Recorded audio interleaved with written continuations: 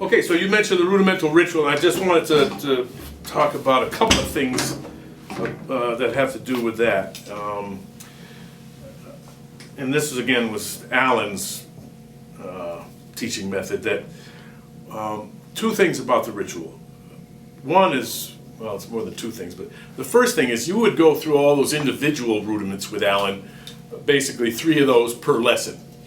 And only when you had covered all the 26 American rudiments, all the Swiss rudiments, and all of the innovations, when you'd gone through those individually, playing them each from slow to fast gradually with sticks, once you'd done that, he would say, now review them all with the brushes, which was the first step to learning the rudimental ritual, because the idea of the rudimental ritual is one, that it's played with brushes. And 2, that you memorize it.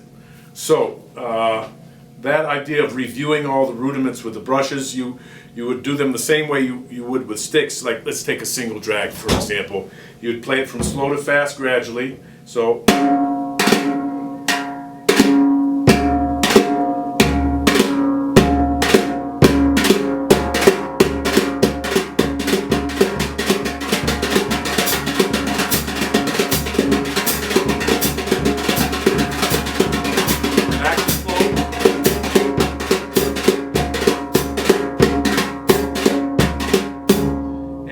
go through all the 26, all the 15 or 16 Swiss rudiments, all the innovations, reviewing them all with the brushes.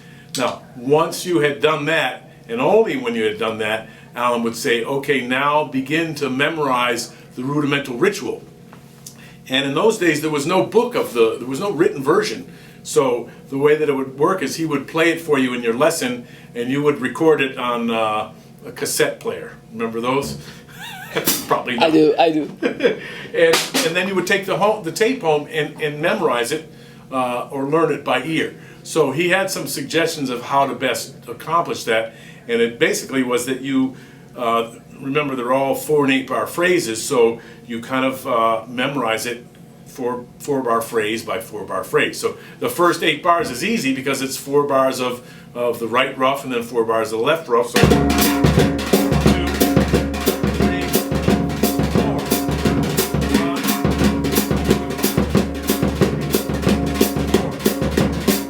the first 8 bars memorized. Now the first place where you really need to kind of dwell for a little bit is that single drag, because it's 3/8 phrasing that goes over the bar line. So 2, 1, 2, 3, 4. That's the rhythm.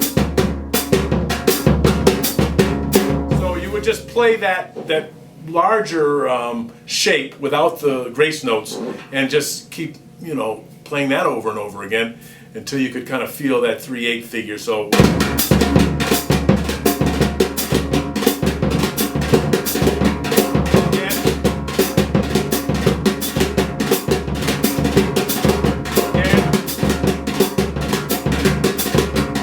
then once you had that memorized, you could move on to the next one, which is a double dragon. So the memorization aspect of it is you can look at the notation for reference, but you don't want to get paper dependent or stuck looking at it. And use the audio from the book, because it's on the CD, as a reinforcement for the oral part of it, right? So it's really meant to be memorized and not read. So those two things, playing it with brushes and then memorizing it.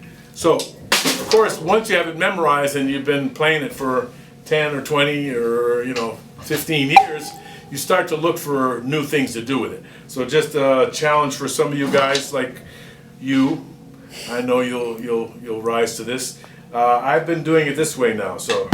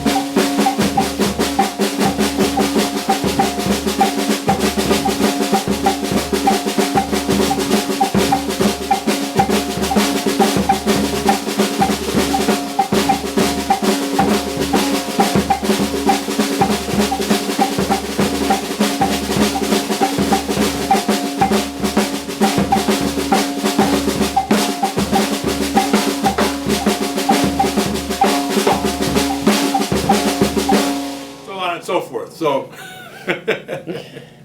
don't do that when you're not warmed up. So, I mean, you would think of, you know, other bass drum hi-hat type of ostinatos maybe. You could also move the rudiments around. So memorizing it is one thing, and certainly getting it down with the brushes, that's the first step, but then see what else you can think of to challenge yourself after. Okay? You want to try it?